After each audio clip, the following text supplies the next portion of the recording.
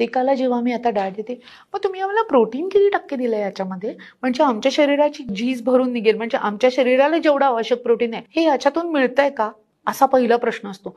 ज्याला त्या आहारातलं काही कळत नाही त्याला प्रोटीन शब्द तर नक्कीच माहिती असतो, कारण ते इतकं बिंबवलं गेलंय की तुम्हाला प्रोटीन नसते तर हे होईल. प्रोटीनचं कार्य काय?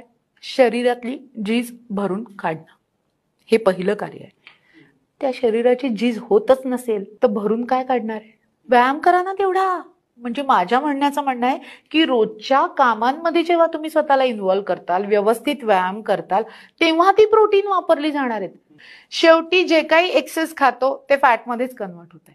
म्हणजे जिम 2-2 तास करणारी लोक जी वे प्रोटीन घेतात की नाही, ती 2 तास जिम केल्यानंतर त्यांच्या शरीराची जी झीज झालेली आहे त्याच्यासाठी त्यांना ते ऍडिशनल प्रोटीन घ्यावं लागतंय, ना की तासभर वॉक करून 100 कॅलरी बर्न करायच्या आणि इथे येऊन प्रोटीन शेक घ्यायचं. कसं काय?